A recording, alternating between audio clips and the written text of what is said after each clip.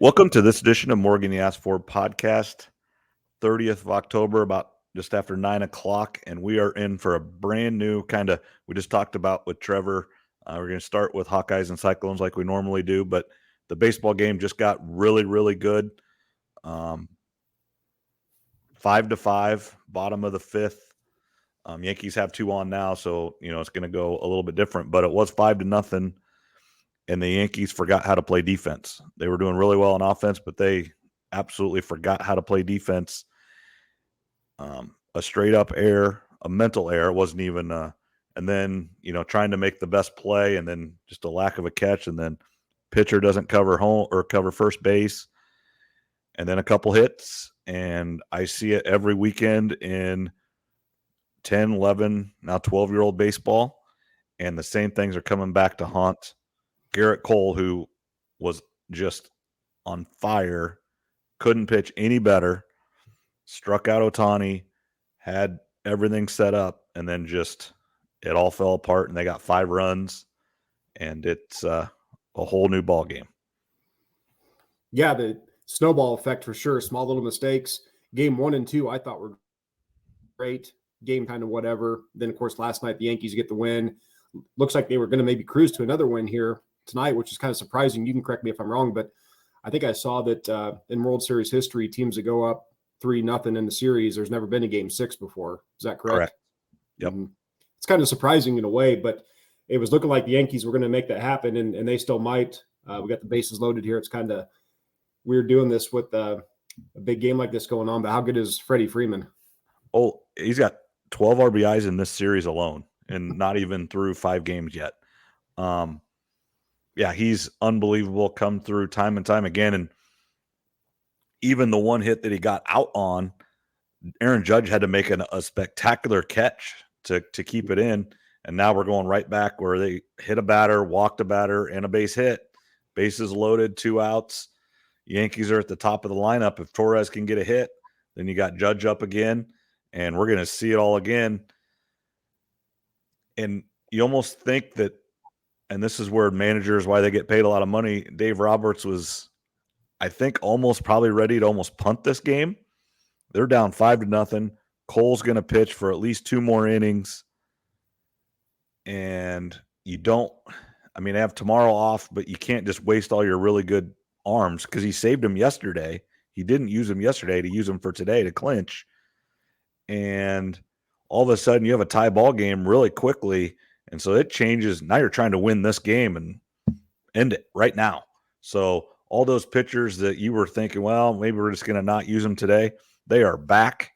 And especially if they can get Torres here, and you're going into the 6th inning and it's a tie ball game and you got every pitcher that's available that you want to use, you better use if you think you got a chance. I think they just got him. Yep. They did. Be there. Yep. Yeah, I'm a second or 2 ahead of you, so I won't spoil anything. Yeah, I'm on, I'm on the Fox Sports app, which isn't usually too, but anytime you stream it, it is definitely slower. But yeah, so we're going to the 6th inning, all tied up. We're going to find out who's got it. I think Cole's going to come back out, I would assume, to try to get maybe 1 more inning out of him because he's still probably better than anybody you have coming in. And that's what I would do. I don't know what Aaron Boone's going to do, but I would bring him back out if he can at all go. But that last inning took a lot out of him. Yeah, it did. I don't know if he's going to come back out or not. I thought in game 1 they pulled him too soon. Yep. Game 1, I would have kept him in longer. Now I know that's the analytic stuff, and I'm not a baseball guy, but if one of your top guys is out there just doing well, I'd stick with him and keep him in. But that goes back to game 1, which is almost ancient history at this point. But yeah, this is a good series. The Dodgers, they want to get this done with now because the Yankees bats are starting to wake up finally. Oh, they're hitting the heck out of the ball. They're taking pitches they were swinging at. Yeah, I 100% agree. And if you're a Dodger, all you wanted today was when Garrett Cole came out of the game, whenever that was, you wanted to be within 1 or 2 runs. Obviously, unless he pitched a complete game. But whether he came out in the 7th or the 6th or the 8th, if you were within 1 or 2, you got a chance. And they are in that situation right now where he gets a hit or makes a walk or something, he's going to get pulled pretty quick here if he doesn't come out this inning, and that's all you can ask for is you get to their bullpen. As long as you can keep Weaver, you can't go to Weaver yet here. Weaver's been tough, but other than that, they've been able to they've got a chance. But the Yankee bullpen's been really good. It has been their starters that has given them, they've just fallen behind so quickly that the Yankee bullpen's been pretty good though. So we'll see. Yeah, it's really getting good now. I part of me wants to see this thing go at least 6 and if not 7. I think that'd be pretty special if that could happen, and it might still. So that, and you got Shohei out there battling it out. You can tell he's hurt. There's some debates of whether or not he should still be batting. I get either side of it, but I love that he's out there battling through it. It's the World Series, in my opinion. Get your ass out there and play. Just a chance to get a ring. I'm not worried about next season or long term. It's about getting a championship. So I love the fact that he's out there trying to play.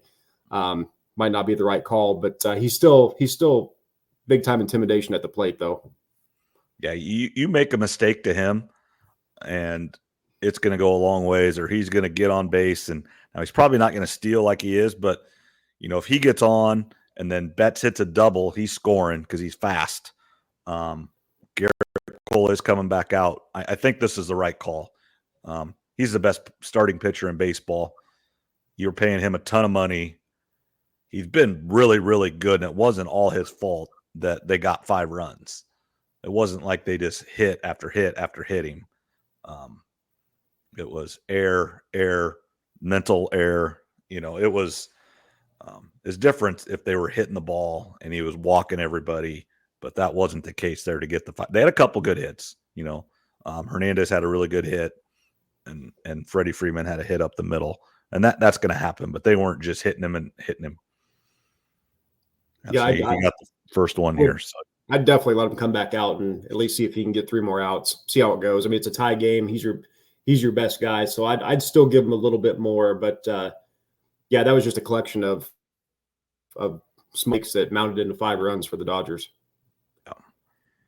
Yeah, I mean, it was just 3 errors, 1 mental. I don't know how you score that. Actually, I didn't even look. I should look at the box score here. I've got it over here. I don't know how you do that. I mean, it's because nobody really made an error. It was just a mental error. So it's kind of like when a ball drops, it's not really an error because no one touched it and no one made a physical mistake. It was just a mental mistake. So, but hopefully people are tuning in, watching us. I got 2 computers going. I don't have 2 screens going right now. I just watching the baseball game, but and those of you that are tuning in, really appreciate it. Those of you that tune in to Steve Shetler, I know there's hundreds of you that usually watch it every week, all the way up to I saw one that was like 500 views. So we really do appreciate that. Again, on your favorite podcast player, rate, review, subscribe, YouTube. If you get on YouTube right now on our live stream, even if you go on Facebook, if you do a comment, I kind of have to watch on my phone on Facebook. But if you go to YouTube, it actually comes up. I think Trevor can see this too on this. Comes up on the side of our screen, and we can comment and do stuff right there with that. So if you want to join that right now, that'd be good on YouTube at Morgan You Asked For, and we'll go from there. But just let's move. The World Series was kind of last on our thing that we were going to talk about on our rundown that Trevor always sends, but it went right up to the front just because the way the game was played and the way the game's going. But let's kind of get back to the top of our chart here, our rundown, and kind of what we're going to name it is the Hawkeyes have a new QB1. And Brendan Sullivan's going to start on Saturday. And I'm assuming you're going to feel the same way, and I think most Hawkeye fans feel the same way. He should be the quarterback until he's hurt. He's the Cade McNamara era in Hawkeyes in a Hawkeye uniform should be over. He should never I almost think even if Brendan Sullivan gets hurt, I think you have to go to Marco Lainez. I think Cade McNamara's time is over. Now, he did get a concussion, or they said that anyway, and so they're giving Kirk Ferentz and the Iowa football team cover to make this change, because we know how Kirk and Iowa football, they do not replace somebody. They do not replace the quarterback. They just don't. They haven't over the last 25 years, and they're not going to in the future.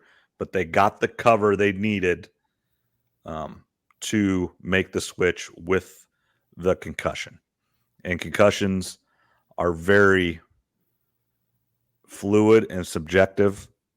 As long as that player says he has a symptom, he can't play. So they can fall back on that and say he's still got symptoms, he can't play for 3, 4, 5, 6 weeks until the season's over, if they want to do that. Yeah, it's Sullivan's time now, and he brings an element that Cade just couldn't, and that's mobility. You saw it in that game versus Northwestern. He looked good. So that's promising. It's just one game. You don't want to get too excited because the flip side, it's Northwestern. We'll see how he looks versus Wisconsin. But if he can give us 20 to 50 yards rushing a game, a couple extra 2 or 3 first downs, that's really about all Iowa really needs right now to beat the Wisconsins, Michigan States, Nebraskas of the world. Now, if you're going to play Ohio State or Oregon or someone like that, it's going to take more than just that. But just a few extra first downs for the offense with a mobile quarterback is about all Iowa really needs. That's just enough of a spark to beat anyone in the Big Ten besides the top 2, really. Yeah, Iowa football now, Northwestern is not good. But Iowa football it looked much more like the last few years of Iowa football. They scored on defense. They scored on special teams, and the punter, pinned them down inside the 5 a couple times. And so and then the offense was good enough, and then obviously got really good when Sullivan came in. If they can play like that, they're going to win several more football games throughout the year. Nebraska's still pretty good. I think that's a tough game at the end of the year. I do think, and then they're going to have a bowl game. Bowl games are going to be interesting this year because with the 12-team playoff, do bowl games even matter? The answer is no. They haven't mattered for a long time, but they're going to matter even less now. You got to think Caleb Johnson's not playing in a bowl game. He's going to the NFL. He's not going to want to get hurt.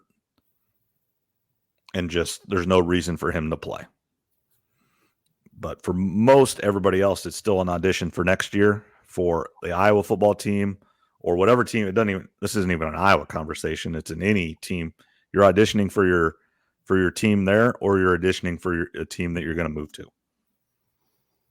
Yeah, I mean, the bowl games are going to matter less. As you said, they kind of already were before this 12-team playoff game. But for the guys that haven't moved up the depth chart, for the guys that aren't NFL players yet, it will matter. So it depends. I mean, if Iowa goes 9-3 and makes a decent bowl, the fans are still going to be pretty interested in watching. I will be. Now, if they finish the season 7-5 or 6-6, then, that is what it is. But yeah, it's going to change things. Caleb Johnson, I wouldn't expect him to probably play in a bowl game. I mean, I would love if he did, but he's going to be a top 3 round draft pick, most likely, if he comes out or when he does come out. So yeah, I wouldn't blame him if he decided to sit out the bowl game, because Iowa really has no chance to go to the playoff now. No, they're out on the playoff essentially. I mean, I suppose there's still outside chances if everybody starts losing games. But the way it looks now, they are out. Going into this week, I think this is Iowa State's the biggest rival to the Hawkeyes. Is Wisconsin is second or maybe even first for some people. Everybody thinks it's Ohio State or it's Michigan. It's not. Their rivals are Nebraska, Minnesota, Wisconsin, and Iowa State. That's just the reality. Just like Iowa State is now, it's Kansas State, Oklahoma State. Everybody thinks it's Oklahoma and it's Texas. Now, obviously, they've left the conference, but they weren't their big rivals. It was the Kansas State, and it was Nebraska when it was in because, next door neighbor, 3 hours from Ames. It's your closest teams. Yeah, it's definitely probably their biggest Big Ten rival. Nebraska's kind of entered that a little bit. Like I said, Minnesota. It's always fun to beat Minnesota. Penn State, back when Joe Pa was there, when we actually could beat them consistently, the Tyler Sash years, that was a good rivalry. But yeah, Wisconsin, they're a lot like Iowa, year in and year out. Good defense, running game, put a lot of people in the NFL. Luke Fickell looks like he's got them on the right track. So as far as our rivals go, I actually kind of like Wisconsin, respect them. Like I said, Minnesota, I just kind of roll my eyes at sometimes, but Wisconsin, you got to respect.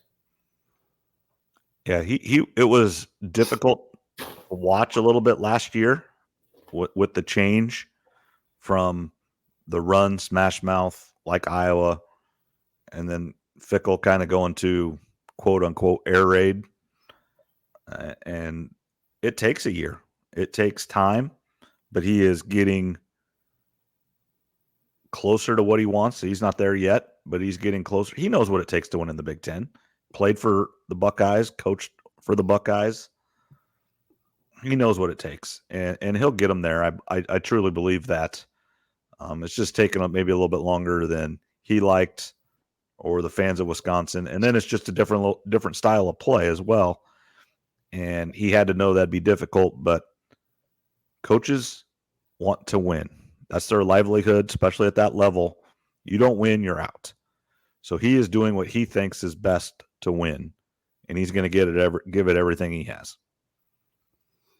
Yeah, it took a little bit of time, but you kind of had a gut feeling. It felt like it was going to work at Wisconsin. And this is a big game for both teams, really, in the standings. I know the power rankings, I got Iowa ranked a little higher than you do. I think with this quarterback change, again, the defense and special teams are still good enough for the most part that if we get some decent quarterback play, we should be able to kind of run through the rest of our remaining schedule. But again, we'll see if the play of Sullivan continues like it did versus Northwestern, or if there's going to be a drop off. I'm hoping not, but time will tell. Yeah, you always kind of see, and there's been some comparison when Brock Purdy went into Oklahoma State with Brendan Sullivan.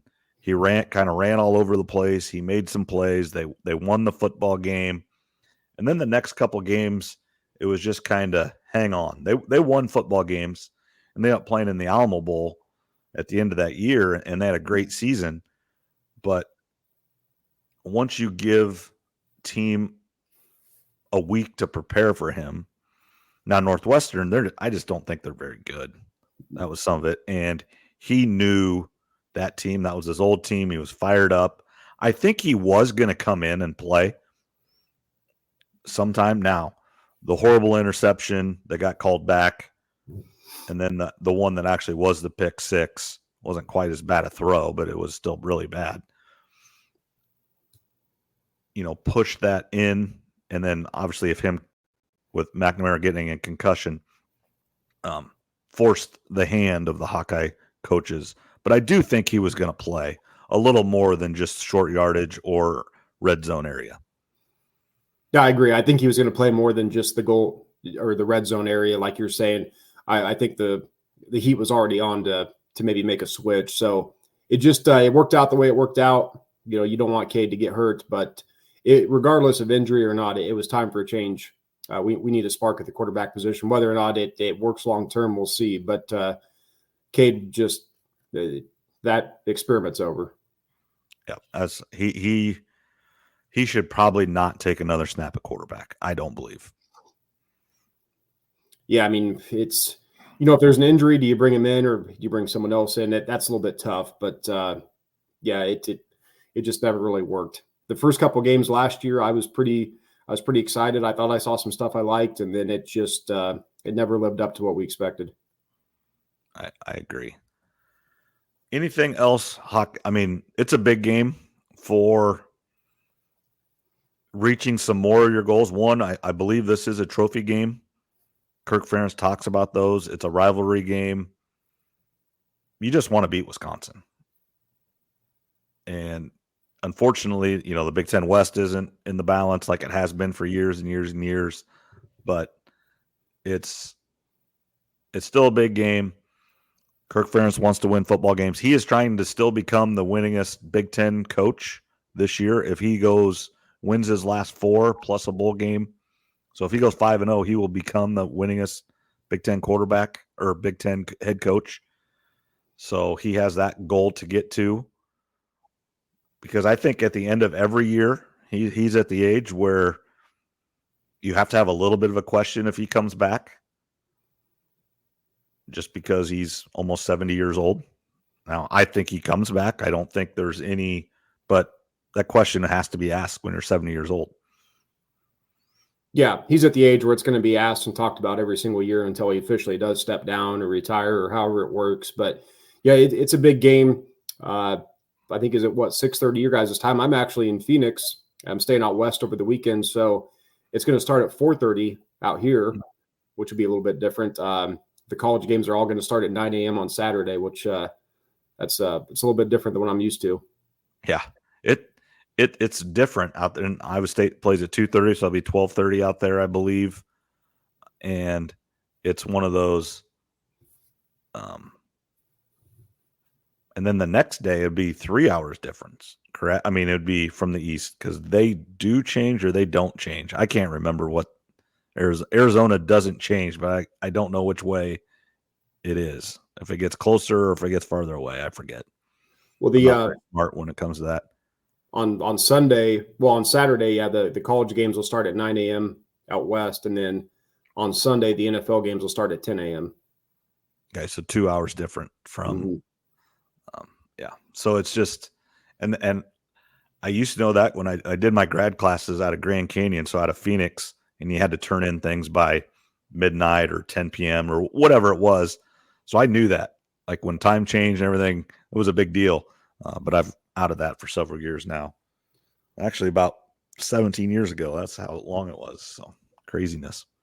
Yeah, I kind of like it though for the night games. They get over at a decent time. You don't have to stay up real late. And yeah, just speaking of baseball, I'm actually staying 1 block away from the Kansas City Royals spring training facility, their baseball stadium. They look like an apartment complex with the Royals logo on it. So it's a pretty cool area over here. Yeah, that's good. Well, enjoy it out there for some work and pleasure, or just work? Just work. So yeah, where baseball starts is out here, and watching the end of the season right now on TV. Looks like Yankees got another run, so they got the lead. Yeah, they got the run ahead. Yep, back up. But again, I think they did their job, the Dodgers, you might pull Cole back out there, but if they can keep it within, 1-2 runs, like I said, when Cole goes out, I can't think that he'd go more than 7. And that's all you could ask for against Cole. Yeah, I don't know if he'll come back out or not, but the Dodgers need to get out of this one. Keep the damage to 1. Hope for the best. Yeah. All right, let's move on to the Cyclones. Cyclones had the bye. So the number one job for the Cyclones this last week was just to get healthier. You're not going to get healthy this time of year, but get healthier. All those little bumps and bruises and sprained ankles, and you spend a lot of time in the training room trying to work on all that out. Especially that first week, you go through 1, maybe 2 periods a day. If you need it, just fundamental work. You work with the young guys, but your Rocco Beck, your offensive lineman that have, a sprained ankle, or your receiver that has a tight hamstring, that on a normal week they'd practice, they'd play full go. You sit them. You just take it off.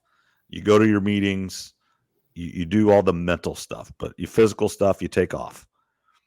Now this last week, regular week, you're back at it. You're doing the best you can. Maybe you're limited a little bit just because of normal injury and stuff, like you would on a normal week, but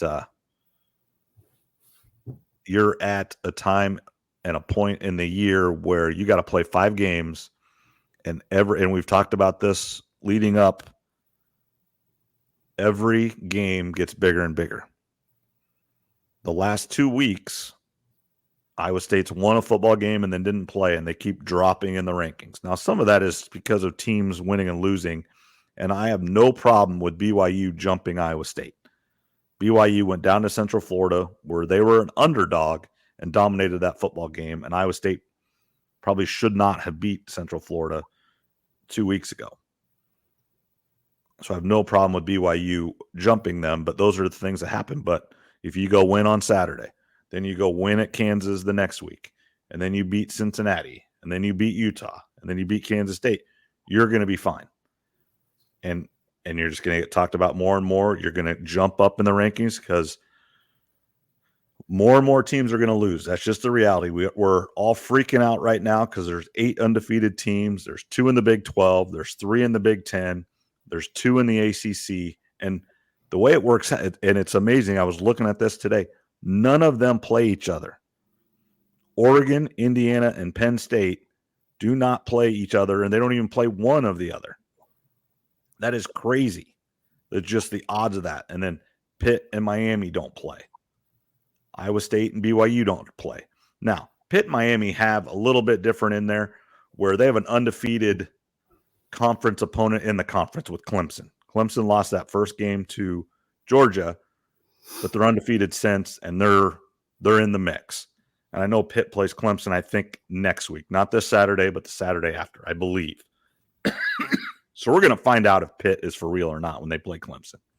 If they can go beat Clemson, they're for real. They deserve to be everywhere they need to be. But it also will eliminate Clemson, who I believe is tied for 11th right now in one of the polls with Iowa State. So it's kind of some of these teams are going to get eliminated. Indiana does play Ohio State. Does Ohio State play Penn State? I do not think they do, actually. Ohio State's at Penn State this weekend. Oh, this week, yeah. And then they play Indiana. So they're going to have a say in this. I think you and I both think Ohio State is right there. So it would not shock me if they beat those teams and then those teams are out. Well, they're not out. Well, one loss Big Ten team is definitely not out at all. It will be interesting to see when it's all said and done. Let's just say Penn State ends up with one loss, doesn't get into let's say Ohio State runs the table. Penn State's one loss at Ohio State. They're not in the Big Ten championship game. Oregon beats Ohio State again. Ohio State has 2 losses, but they beat Penn State. What are their seeds in the college football playoff? That will be interesting to see. Does Penn State get a higher seed even though they got beat by them? Those are the situations that are interesting, that definitely could be coming up. Yeah, and some of those will come up. Like you said, some of these undefeated teams, that's going to take care of itself. Some of them are going to play each other, or do have some tough matchups coming up. Yeah, Indiana, I think they're at Michigan State. I think they have Michigan and then Ohio State or something like that. But anyway, Ohio State and Penn State play this week. So that game will take care of itself. Yeah, the seeding is going to be interesting. I know you mentioned, do the rankings really even matter anymore?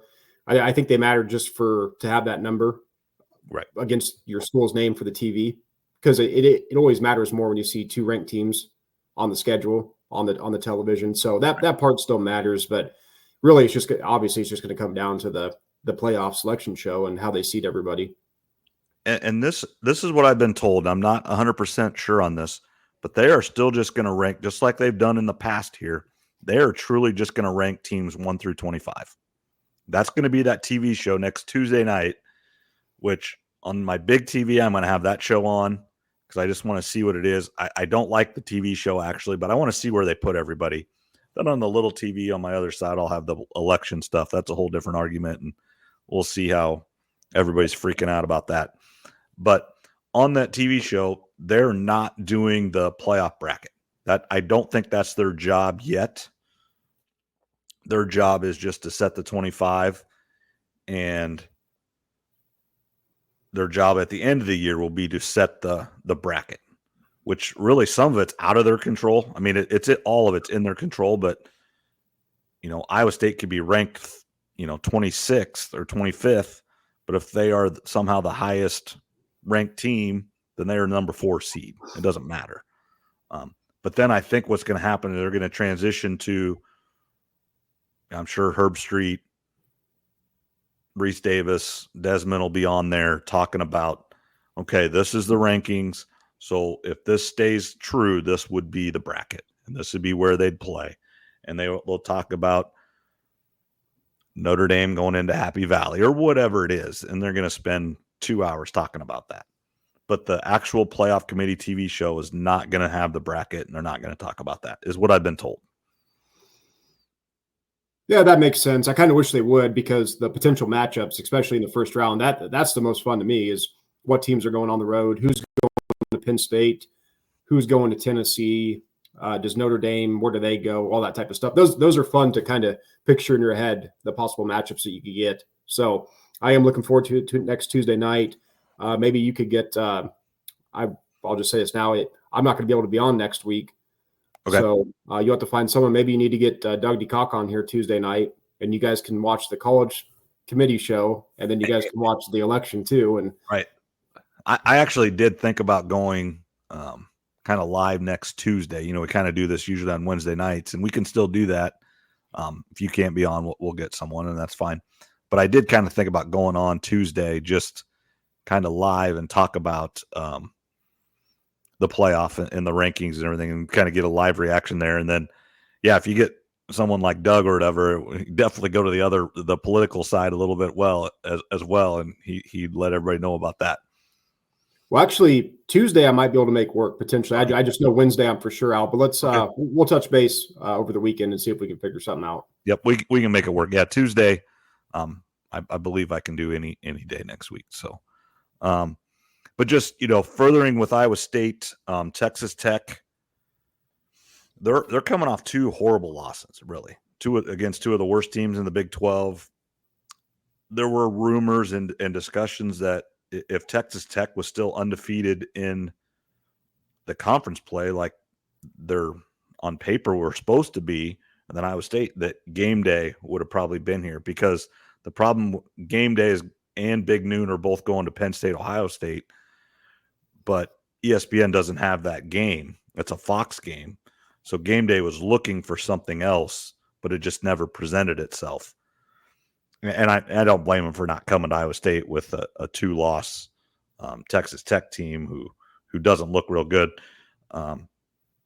13, 14-point favorites. Texas Tech's the worst defense in the country. Iowa State should be able to score a lot, but they do have one of the best running backs in the country, and that's been Iowa State's Achilles heel so far this year, is stopping the run. So I think this game might be a little bit higher scoring than most. And they did bring Cole back out for the 7th. I don't blame him. I think this is his last game he's going to pitch. He just went to pitch 100. So this will be it. They got Ohtani. So, but I just think you have to go down with him. If you're going to go down and you lose with Cole, it is what it is. If this is his last game, I'd let him keep going. If there's nobody getting on base, I'd keep using him. That's my theory on it, though, but I know that's not the way it's going to work. But yeah, he just got Ohtani out, which is good for them. So yeah, but speaking of Iowa State, it's too bad that Texas Tech couldn't have kept their end of the bargain to try to get game day there or something like that. But for Iowa State, like we talked about, it really doesn't matter where they're ranked right now. We've said the past few weeks, you just got to keep winning the game or the games in front of them. So take care of Texas Tech. Everything else will take care of itself. Yeah, we've talked about this a little bit. How do you feel about the teams that are coming up for Iowa State and Kansas State specifically? Do we want Kansas State to lose? I think we do, just because we don't want Kansas State to be in the mix. But overall, as an Iowa State fan, and for the sake of the Big 12, you want BYU to be undefeated, and you want to be undefeated. You want to play as good a team as you can. You want, obviously Texas Tech, we want to beat them, but then after that, we want them to win every game. When we play Kansas, we want to beat them. We want them to win every other game, because you want the best wins possible to get that opportunity at the second spot in the playoff. Freddie just hit it hard again, foul, but yeah, that is part of it for Iowa State. You want to have as good as resume as you can in case you drop a game, then maybe you could still get in. Obviously, you're rooting for Notre Dame to lose. We've talked about that. Need them to drop another game. Fingers crossed they do. So we'll see what happens. I mean, take care of business versus Texas Tech. And then, as you mentioned, down at Kansas, that's basically just going to be a home game, essentially. They looked better. And that was a game Yeah. they should have beat Kansas State. And that is too bad because that would have really helped Iowa State. It would have helped Kansas just in their resume, playing Iowa State, make them look a little bit better. And then also would have given Kansas State that second loss. So if somehow Iowa State is undefeated going into that game and lose to them, Kansas State doesn't get into that. Then you're talking BYU and Colorado would be the only teams that you're worried about. But right now it's a 4-team race in the Big 12. It's Colorado with one loss, it's Kansas State with one loss, and then BYU and Iowa State are undefeated in conference play. And they're both undefeated overall as well. Yeah, those are the four. And, Colorado doesn't have to play Iowa State. That's not a matchup you have to worry about, at least right now. So, it looks like Cole's getting taken out. Yep. I think Freddie got on. I think it was Freddie. He walked in. So, for Iowa State, just keep winning. I mean, there's still got 5 games left, so a lot of work to do, and they're probably going to have a couple more close ones. Like I said, they've done some stuff this year that in the past I felt like they would have dropped the games, but they're finding a way to win them. It reminds me of that 2009 team with Iowa, Stanzi and the gang, where they just found a way to win a lot of close games, and this Iowa State team kind of has that feel a little bit to them. Yeah, you just have to keep winning, and whatever happens, the chips will fall where they are. I look at it a little bit more like the 2015 Iowa team, where they weren't playing great teams. Their schedule was favorable. They didn't beat everybody by 100. They won close games, but they got into that Big Ten championship game, and it came down to one drive. And Michigan State did it. And that's all you can ask for. You were in control. You had a chance. And you win that game, you're in the playoffs. Iowa State's in that situation right now. They control their destiny. If you win every football game you play, you are in the playoff. Yeah, for Iowa State right now, it's simple. Now, if they drop a game, then things start to get complicated. But as of right now, it's very simple what Iowa State has to do. So if they keep winning, there's really not much to worry about. If they go undefeated to win the Big 12, they're going to be one of those top 4 seeds, obviously. So that all takes care of itself, in my opinion. But if you drop a game, then things really start getting tight. I mean, then you have to win out. You want Notre Dame to lose another game and some other things to happen. And you touched on this. Let's talk a little bit about the AP poll and the coaches poll. And there are a lot of Iowa State fans and fans similar to this that are just absolutely losing their minds that a 2-loss Alabama team, a 1-loss Notre Dame team, a team that got absolutely destroyed by Georgia's right there at Clemson. The only one I don't like Alabama being ahead of an Iowa State or BYU. And they did fall behind now, but a week ago they weren't. And I really don't like Notre Dame being ahead of them. Yes, I understand they have one loss, but their one loss is at home against Northern Illinois. If Iowa State lost at home to Northern Illinois and they had won every other game, Iowa State would be ranked about 20th, not 8th. And there's people saying, well, if Iowa State played Notre Dame on a neutral site, Notre Dame would be favored by 13 points. Well, Notre Dame was favored by like 27 points against Northern Illinois and got beat. So, okay, that's true. There's nothing if BYU played Alabama in a neutral field, Alabama would be favored by 8, whatever it is. But they were favored by a lot against Vanderbilt and got beat.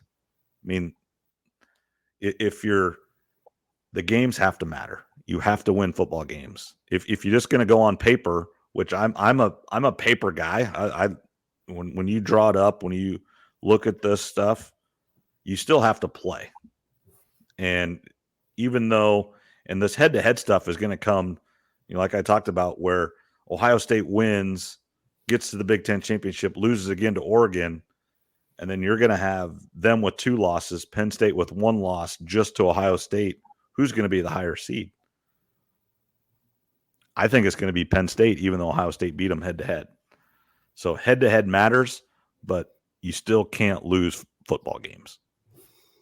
Yeah, head-to-head still matters. Like when we do our power rankings, once you get this late in the season, somebody beat somebody that's ahead of somebody else, but then they lost to these two teams. So it gets all weird with that. But, yeah, for the rankings, I don't get too worked up over them typically. I just always feel like that stuff works itself out. But, yeah, I agree. I wouldn't have Notre Dame ranked as high as they are. That's just going off the name of Notre Dame. We know how that works. We've talked about it several times on here that the TV networks are going to push all their chips in the middle to make sure Notre Dame gets in the playoff if possible. So that's the reason they're ranked that high, plain and simple. Yeah, it is a TV show. You've agreed to take all this money, and that's next week. Iowa State plays at Kansas at Arrowhead, and Kansas City Chiefs play the next day. There's been kind of a gentleman's agreement between Kansas and the Chiefs that to play that game as early as you can. Well, the TV networks, I don't think, give a crap about that, and went to the 6-day flex because they want to see what happens.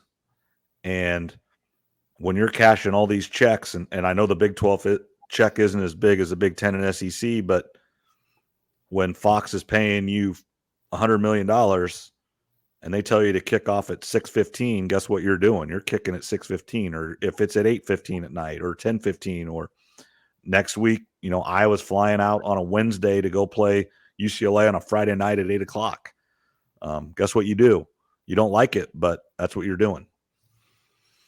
Yeah, if you want those checks to come in, you're going to have to play when you're told, basically. So that's one of the flip sides to getting all this money and the TV revenue. Your schedules are going to have to change. You're going to have to play at times that maybe aren't ideal. So that's part of the bargain. That's part of signing those checks and signing that paperwork with these agreements. I mean, more money, but there's going to be there's two sides to everything with this. And that's where Iowa State and the Big 12 fans in general have been so used to these 11 o'clock games. And that's one of the reasons Oklahoma and Texas wanted out so bad, because they kept playing at 11 o'clock and noon, if you're on the East. And this is the third straight week that the Big 12 does not have any 11 o'clock games. They're all later, because I think what's happened is they've decided to feed all this stuff. They're just not going to go against the Big 10 teams. They've just decided they're punting. They're going to go later in the day, and they're not going against that 11 o'clock game. They're not going to the big noon kickoff game. They're just not going to go against it. Yeah, they've got some decisions to make there, which they obviously, like you said, looks like they're not messing around with that early big noon kickoff game. It's probably smart on their part. They probably got all this figured out, crunching the numbers, who's going to watch when. So, yeah, the college football season last week wasn't as exciting for me. This weekend on paper, I mean, you got Ohio State, Penn State, and a couple others. Obviously, Iowa's got a big one in Iowa State, but we had a few weeks there early on where tons of big games. Now it feels like we're kind of in that middle part of the season, and it's kind of crazy that the season's coming to an end here pretty soon. The regular season, anyway, feels like we just started. Yeah, it always goes so fast, and Iowa State has 5 games left, so it's kind of weird. We're almost November starts on Friday, but just the way the calendar falls, Iowa State's had 2 bye weeks. They played 7 games, so we're on week 10. But we still have 5 regular season weeks left. And it's just the way the calendar fell this week or this year that there's 5 Saturdays in November. And so there's just a lot of teams. We're to November, so we think it's almost over, but there's still just shy of half the games left.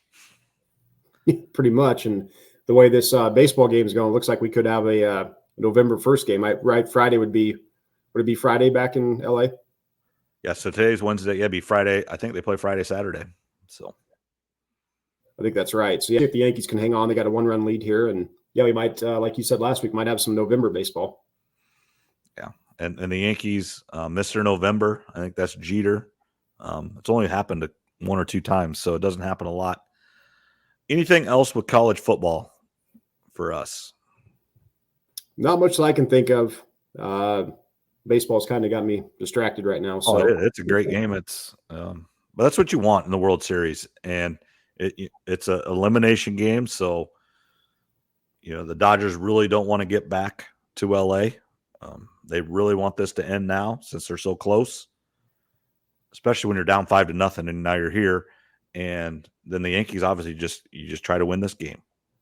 And then you just figure it out in 2 days. But you have to win this game. Yeah, if the Yankees get this one, technically the pressure's still on them because they have to win game 3 to force a game 7. But if they win this one, it's almost like the pressure just shifts automatically back to LA because the Yankees are playing with house money then at that point.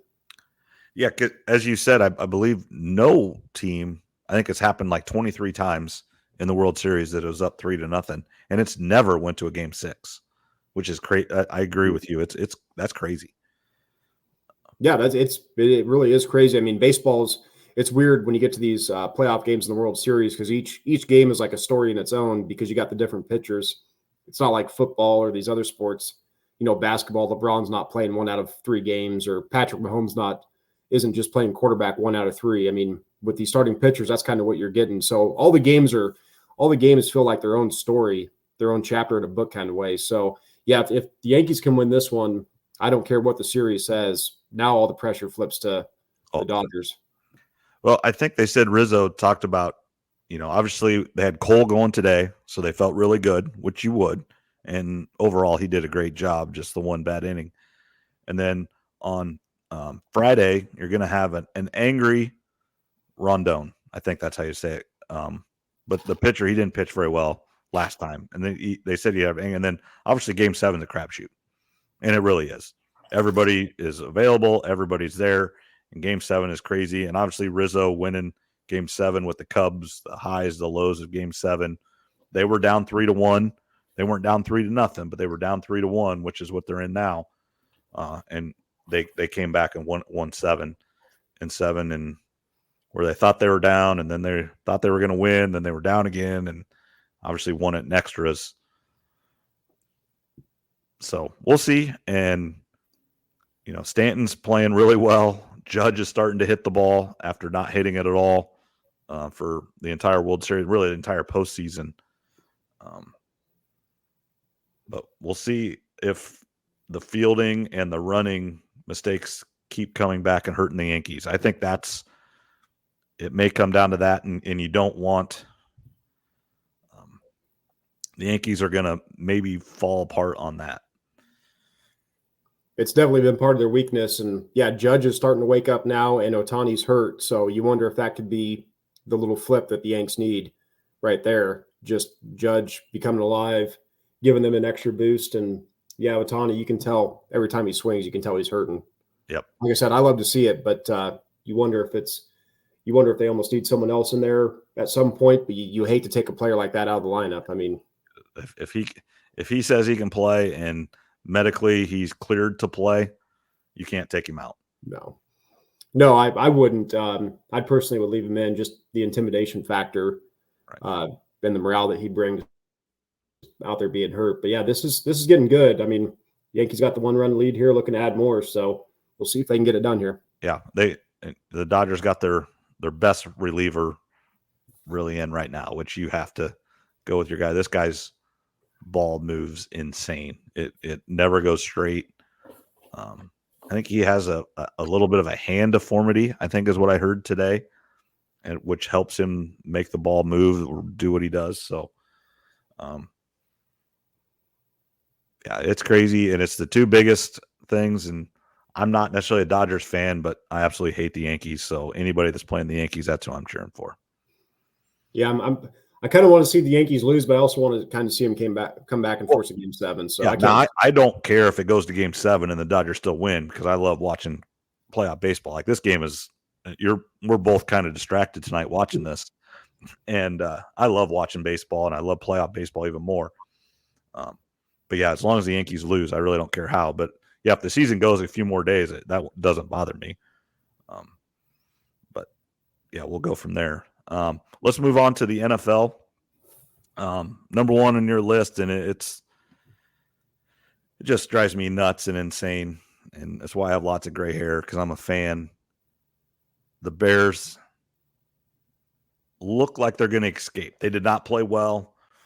made a play at the end to win the football game, and then their defense just has – I think the play before the Hail Mary is actually more of an issue to me than the actual Hail Mary. Hail Marys happen. The bounces happen. Did they do everything correct? Was the guy celebrating on the side talking to the fans while the play was going on? Yeah. And that looks bad and it's horrible. But giving them 15 free yards is in dispute. And I don't even know what to say. It just drives me nuts because then that let them throw it close to the end zone. If you don't let them get that 15 yards, he Hail Marys it to the 15-yard line. They have to catch it and run 15 yards, which never happens per se. 99.999% chance that doesn't happen.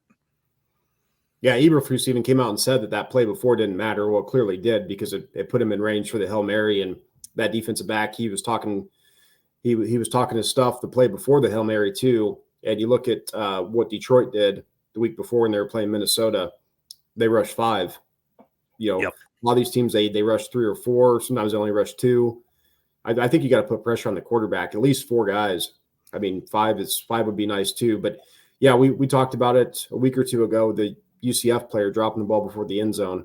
And now you got this Bears defensive back doing whatever he's doing those last 2 plays. I mean, I just don't understand it. I mean, that every week you see it on, these guys are watching Sports Center and all these things where guys are just getting killed by the fans and the media, and players continue to do it week in and week out. And as I text you, this is the type of loss that it can start to derail the Bears season. And if you look at their schedule, they've got Arizona and New England coming up. They need to win both of those because then they've got 6 of their final 8 are all NFC North teams, and then San Francisco and Seattle. So their schedule really gets tough. They need to take advantage of these next 2 weeks if they can. Yeah. Individually, this loss doesn't hurt or help them that much. Win-loss. But like you brought it up perfectly, if they lose the next game and then the next game and then you win one and then you lose 2 more in a row and you only win 1 or 2 games out of the next 6, then that just your season's down the drain. You're not getting the playoffs. It was a game where you didn't play well, looked like you were going to sneak out with the win, and then it just deflates you. Now it's up to the coaching staff and then the leaders of that team. And he's a young guy, but he's a leader of that team. But Caleb Williams to rally the troops. And as Chris Berman says, circle the wagons and get them going. And we're going to see what he's made of. And he needs to play better. He's played pretty good at times, but he hasn't put together a full entire football game very often. And it's hard for a rookie guy. He doesn't have the best team around him. He's got some good players, but he can play a little bit better and make some better decisions. And he needs to step up. And you said it 100% correct. They need to win the next 2 games. Yeah, this could come back to be a swing game for them, because if they finish 9-8 and miss the playoffs by 1 game, everybody's going to look back at this moment and think, what if? And if they go 9-8 and miss the playoffs, this is the type of loss that could probably cost Eberflus's job. So it was a big one. They didn't deserve to win the game, but looked like they were going to win it. That happens a lot in sports, and celebrated too soon. And it's a learning lesson. And watch next week or a couple weeks from now, we'll see a player do something stupid again. It never ends. And it doesn't happen every time, but do you feel like it's defensive backs that do a lot of dumb things? It's defensive backs and receivers. Yeah. Almost. It's those 2 positions a lot. And those 2 positions have to be cocky because they're out there on an island most of the time anyway. It's one-on-one matchups. And they're the best athletes on the field. They kind of have to have that mentality. But, man, it's just every week. I mean, Kyle Pitts had an incident this last week with the football. I mean, I don't know. I shake my head at it, but I told you 2 weeks ago, I said, we'll probably see it again. And then here we go. So watch the next week or 2, something stupid will happen. And we'll wonder, how did this guy not think about that? Or what was he thinking? And then the week after, we'll see it again, I'm sure. Yeah, I agree. All right. Otherwise, in the NFL here, 49ers look better with a good win. Did you watch that game and then watch the end of it where Bosa came on with his hat and you got Kittle and Purdy there talking, and you couldn't be two different people. And just, Purdy saying we're all just George is living his life and we're all just in it and everything. And it's just great. And that's not the first time they've interacted like that, but it's fun. It's Hawkeye Cyclone. We had another Cyclone, Hawkeye with David Montgomery going to Sam Laporta. Hawkeyes need Cyclones to give them the ball. They just can't do it on their own. They got to have Cyclones helping them. Yeah, we had a couple of those this past weekend. 49ers got back on track. That was funny there at the end of the game. I mean, Dak continues to throw terrible interceptions. Then some sort of garbage time in a way. He looks great. And then on that final drive, the first pass threw it to three guys. I mean, and then second down, he had another one where the guy almost kind of came back sort of near the sideline and almost intercepted it if he could have got away from the receiver. Right. And then on third down, it was dropped. And then fourth down, and I mean, it's just Dak just continues to, I don't know. I'm not a big Dak fan in the moments. I know everybody's had him ranked really high over the last few years, and I haven't been a believer. And it just seems more and more true when he gets in these big games. He just comes up short. You just don't trust him. And they were talking about that a little bit on the game Sunday night, that Dallas paid him, and if Dallas didn't, somebody was. It wasn't like Dallas came up with a contract that he wasn't going to get somewhere else. He was going to get something very similar from somebody else. So Dak was going to get his money. It just Dallas decided to do it and give it to him, and probably rightfully so. But sometimes it just looks so bad, and teams that are paying quarterbacks that much just overall just aren't good teams.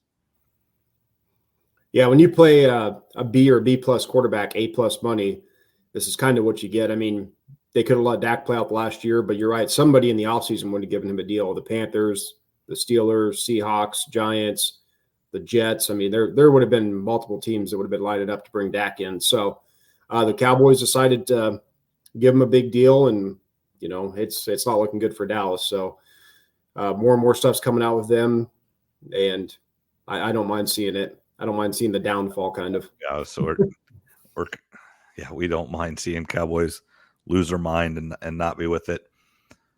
Let's see what else was on. Russ looks good. Russell Wilson's back. Steelers are good. We doubt Mike Tomlin and the Steelers, and what do? They are in the lead in one of the toughest divisions in football, and Dodgers just go back-to-back hits here on top of the eighth. Going to make it interesting here. Yeah, they are. Yeah, the Steelers just year in and year out, I doubt them sometimes too, myself, this year especially. But Russ, through 2 games, he's looking pretty good. We'll see if it continues. But if they can get Russ, at a B plus level, given that defense and just that culture and everything that the Steelers have, I mean, they're going to be a real threat in the playoffs. I don't know if they're going to make a Super Bowl by any means, but they definitely could pull an upset.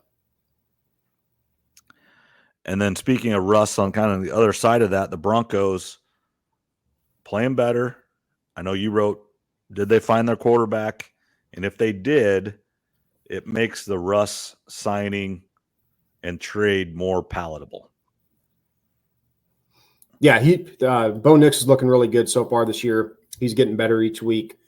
And if he is a franchise quarterback, continues to play well, it's going to make that Russ trade. You're going to forget about that pretty quickly. The money's still the money. It sucks. But when you got a quarterback on a rookie deal, you can make it work. I mean, they're 5-3 right now. I think it is. They're in the playoffs. If the playoffs started today, the Broncos are kind of one of the surprise teams of the league, along with the Vikings and Washington. So, yeah, if you find the right quarterback, especially a young one in the draft, it can cover up a lot of mistakes. Anything else in the NFL? Trade deadline is next Tuesday as well. Next Tuesday is a big day in America. We obviously have the election. College football playoff rankings come out, and it is trade deadline. We've seen a few trades happen.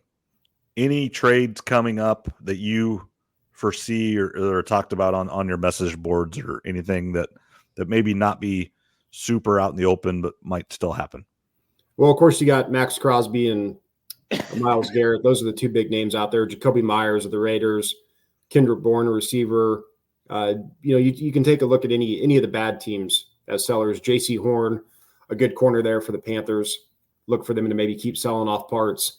And, of course, the good teams are going to be buyers. You look at the Texans.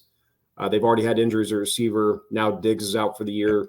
So they might make a move try to find a number 3 or 4 receiver, maybe nobody at the top of the market, or not a number 1, I should say.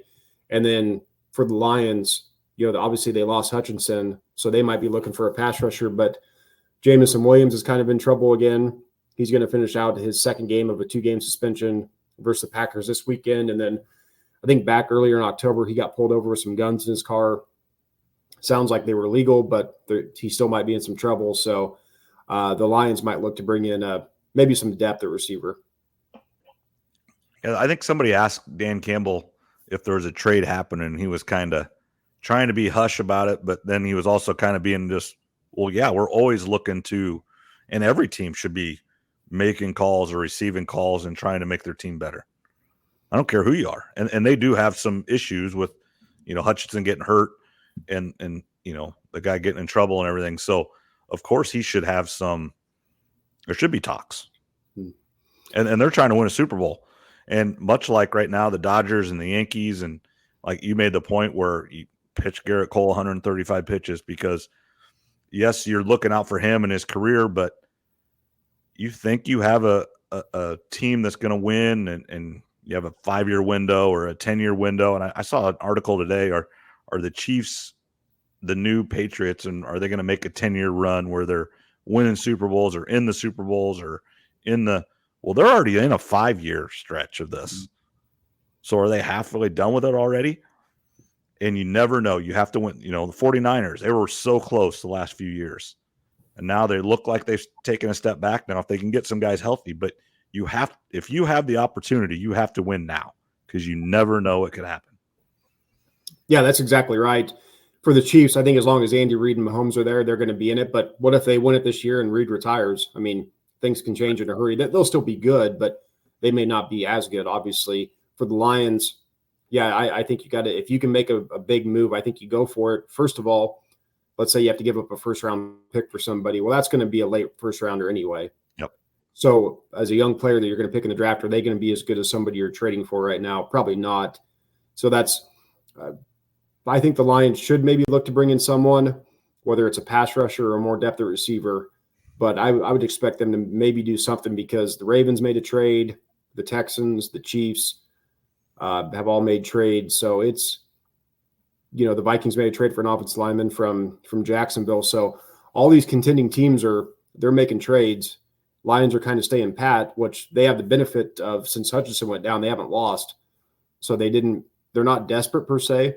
If they would have tried to make a bunch of trades right after that, teams could have maybe taken advantage because they thought they were desperate. But since the Lions have been winning, that's kind of bought them some time. So, but yeah, it's next Tuesday should be good. College football playoff, or the rankings, I should say, trade deadline and political deadline, I guess. The best thing about next Tuesday is next Wednesday, the TV will be different and you won't have 10 flyers in the mail every day. Yeah, hopefully these YouTube ads and all this other nonsense stops. But I'm looking forward to that being over for sure.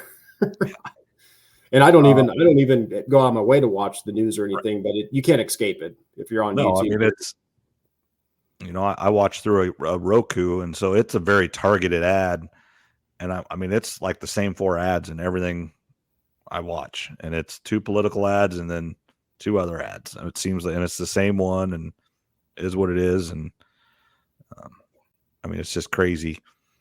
Anything else in the NFL for you? No, I think that's good enough for now. I mean, we'll probably get more in the NFL once baseball's over and, all that good stuff. All right. Kind of last topic here. The Fever did fire part ways, whatever you want to talk about it, with Christy Sides. And then Washington and their coach separated as well, parted ways, whatever you want to, fired, resigned, whatever. Looks to be, I think her name's Stephanie White, is going to go back to Indiana. She was the coach there at one time a few years ago. Obviously, the Sun were pretty good. I think they made the semifinals this year. They need to get it right. I think that's what you wrote in your little rundown thing. They need to get this right. there's 12 teams in the league and 7 teams have changed coaches this year. And I think what is happening is there's becoming, with Caitlin Clark and Angel Reese and just the new TV deal, there's a little bit more pressure. Everybody's making just a little bit more money now, or going to be, haven't necessarily yet, but everybody's going to make a little bit more money, a little bit more pressure to make the playoffs. Because now you're getting more people to watch TV. If you can get your team better, get your team on TV a little bit more, your people, your sellout your building a little bit more. When Caitlin Clark comes, it's going to be a sellout. But when she's not there, if you're the Connecticut Sun and you average 8,000 fans, can you get to 10,000 fans? And then the 2 or 3 times Caitlin comes, it's 15. It's a money game, and they just want to be that much better. Yeah, for Indiana, I was a little bit surprised, especially with the timing. I mean, the turnaround that they had, especially the way they were playing at the end of the season. You almost wonder if Chrissy Sides maybe had some disagreements with management about how the team direction on who to draft and who they want to go to. And I found it weird too, the timing. The season's been over for quite a while, and several of these teams are just now changing coaches. I find it a little bit weird. Yeah, that, or you wonder with Stephanie White out of Connecticut, you wonder if the Indiana Fever heard some rumors and thought, well, okay, if they're not going to bring her back, then maybe we will let Christy go. But if they keep Stephanie there in Connecticut, then we'll keep Christy for now. You almost wonder if something like that might have happened. Dodgers are going to get this tied up. I'm still at 3-2. Sorry to spoil. I'm still at 3-2. He's just getting ready to pitch it. Yeah, but no, the WNBA is growing. They better get the next coach right, though, because if they go 2 more years or 3 years and it's just not working, Caitlin's going to be at the end of her rookie contract, and she may leave Indiana if things aren't like they should be. No, she is as marketable as she can be. I think she probably likes being in Indiana, but give her 3 or 4 years and learn the NBA, learn all the business, get all these business dealings going. And then New York or LA wants her or somewhere else. It's hard to turn it down if she knows she can make even more money by going to one of those big markets. Yeah, I think she really likes Indiana, living in Indianapolis. She says it's a bigger Des Moines, which it kind of is. It has that Midwest feel to it. So I think right now she likes it. But if she goes 2 or 3 more years there and there's dysfunction, if things aren't going the way they should, that can change in a hurry. So whoever they do bring in, it better be the right coach. Yeah, I agree. Probably that's good enough for they just have a catcher's interference? I'm not sure. Look like. Yeah, because I think they're sending Ohtani. If you're the Dodgers, I understand he's hurt. Yep, they just called catcher interference. I don't know who that's good. I mean, he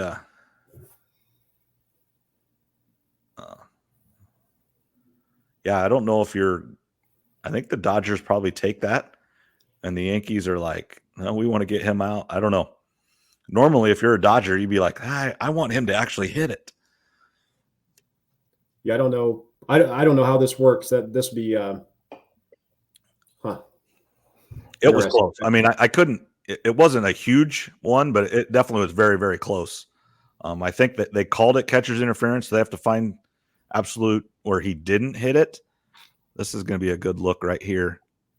Yep, it hit it. Yep, it's going to be catcher's interference. So he's going to be on first, bases loaded with bets up, which probably, if you're a Dodgers fan, that's probably what you want right now. And if you're a Yankee, you're like, oh man.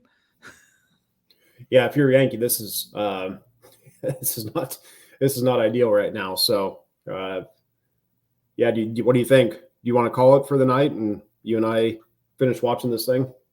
Yeah, we're at a minute 9 or an hour 9 anyway, and our next thing on our list is World Series anyway. We got essentially 2 innings left because we only have 1 out here. But again, hopefully everybody's watching the Dodgers Yankee series. Enjoy it. Playoff baseball is so much better than regular season baseball. These are the best 2 teams, some of the best players in baseball. Enjoy it. Thank you for watching. Thank you for listening on your podcast platform. think he just drove in another run. Yep. Mm-hmm. So the Dodgers are going to have the lead here. Again, rate, review, subscribe, YouTube, Facebook, Instagram. I've kind of got some new things out there on Instagram. I was going to ask you on the power rankings. Did you see for Michigan State what I did for you? Yeah, at the bottom? I did see that. That works. If anybody's been listening, they know that's Michigan exactly State's always last. Yep. I was typing that in and I'm like, let's do that. Just if you know, Trevor's going to rank Michigan State 18th. They could be the number 1 team in the country, undefeated, for sure, best team ever. They're still going to be 18 in Trevor's book. I hate Michigan State, so they're always last to me. That'll never change. All right. Thanks a lot, Trev. And we'll discuss, we'll talk we'll text or call and we'll talk this week and get next week figured out. But stay tuned. Probably be on next week on Tuesday, either short or normal podcast here. And then we'll go from there. So thanks everybody for tuning in, and we'll talk to everybody next week. Have a good night.